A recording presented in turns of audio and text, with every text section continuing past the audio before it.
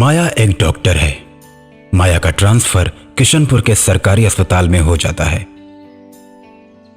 शाम के वक्त जब माया गांव में आती है तो देखती है कि गांव के लोग अपने कानों को ढके हुए हैं। कुछ लोग कपड़े से अपने कान को ढके हुए हैं और कुछ लोग हाथों से।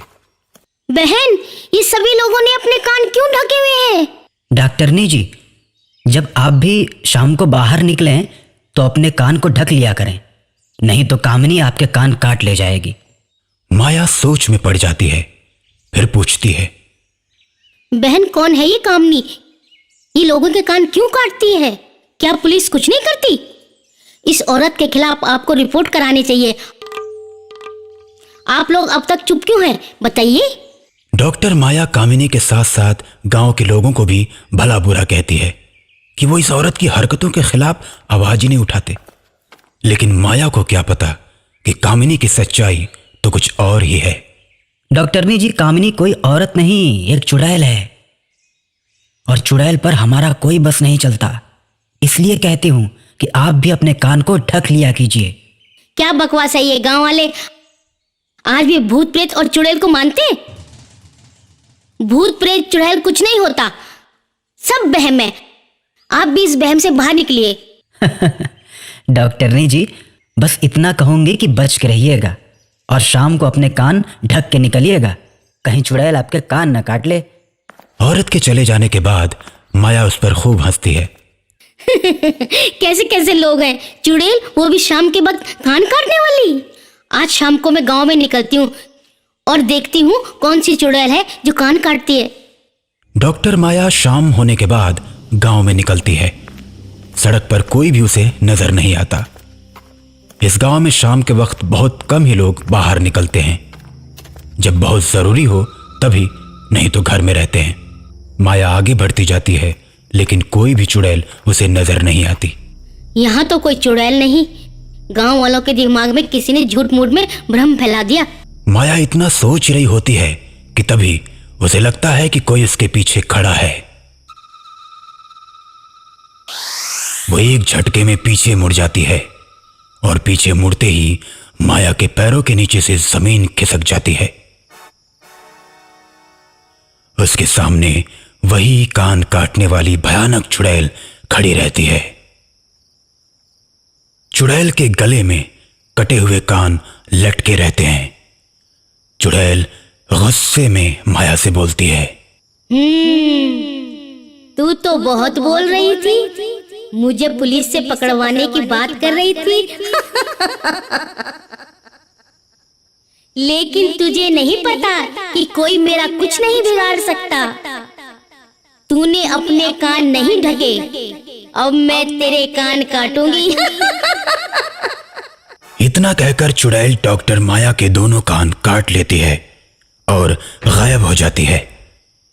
डॉक्टर माया रोती हुई अस्पताल में जाती है जहां नर्स उसकी मरहम पट्टी करती है। थोड़ी देर के बाद वही औरत अस्पताल में आती है जिसने डॉक्टर माया को गांव में कान ढकने के लिए बोला था। क्यों डॉक्टर ने जी, मैंने आपको मना किया था ना, आपने मेरी बात नहीं मानी। मेरे साथ भी ये घटना हो चुकी है। उसके बाद वो औरत अपने सिर से साड़ी हटाकर कटे हुए कान दिखाती है। बहन, हमें जरूर कुछ करना होगा, हमें पुलिस में खबर करनी होगी। माया थाने में फोन करके सारी घटना को बताती है। उसके बाद थाने की इंस्पेक्टर आती है, लेकिन इंस्पेक्टर माया की बात पर विश्वास नहीं करती। देखिए माया, आप डॉक्टर भी हैं और समझदार भी हैं, आप भी इन गांव वालों के चक्कर में पड़ गई।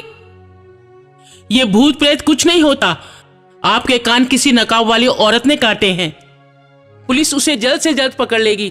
ऐसा करिए, आप अपने कान की कहीं प्लास्टिक सर्जरी करवा लीजिए। मैडम, अगर आपको लगता है कि मैं झूठ बोल रही हूँ तो आप खुद शाम को बिना कान ढके गांव में घूम कर देखिए। इंस्पेक्टर माया की बात मान लेती है और शाम को अकेले बिना कान बांधे निकल पड़ती है। थोड़ी दूर चलने के बाद इंस्पेक्टर जब सुनसान सड़क पे पहुंचती है तो पीछे चुड़ैल आकर खड़ी हो जाती है। इंस्पेक्टर अचानक से पीछे मुड़ती है और चुड़ैल के ऊपर बंदूक तान देती है। कौन हो तुम और चुड़ैल बनकर लोगों के कान क्यों काट रही हो? चुड़ैल हंसने लगती है। चुड़ैल को हंसता देख इंस्पेक्टर बोलती है, मैंने क्या बोला सुना नहीं? कौन हो तुम बताओ? अपने चेहरे से नकाब हटाओ नहीं तो गोली मार दूंगी। तूने अपने कान नहीं ढके हैं, तेरे कान काटूंगी। चुड़ैल को आगे बढ़ता देख इंस्पेक्टर गोली चला देती है, लेकिन गोली चुड़ैल के आर पार हो जाती है और चुड़ैल और तेज हंसने लगती है। अब तू नहीं बच सकती है। इतना कहकर चुड़ैल इंस्पेक्टर के दोनों कान काट कर उड़ जाती है। कान कटने के बाद इंस्पेक्टर हॉस्पिटल की तरफ कराहते हुए भागती है और हॉस्पिटल पहुंचने पर डॉक्टर माया उसका इलाज करती है। मैडम, मैंने आपको मना किया था, लेकिन आपने मेरी बात नहीं मानी। आखिर आपका भी कान कट ही गया। अब इस चुड़ैल को कोई पहुंचा हुआ इंसान ही मार सकता है। इसे रोकना होगा, नहीं तो एक दिन सबके कान काट देगी। मैडम, मेरी जानकारी में एक बहुत पहुंचे हुए बाबा हैं, मैं उनको बुला लेती हूँ।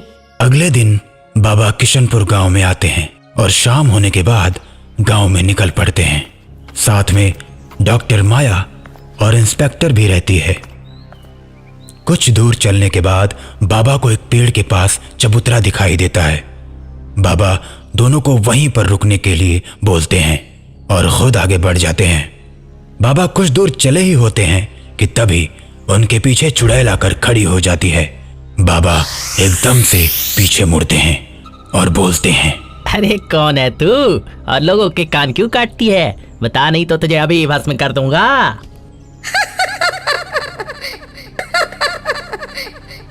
तू मुझसे पूछता है मैं कौन हूँ? अब मैं तेरे कान भी काटूंगी बाबा।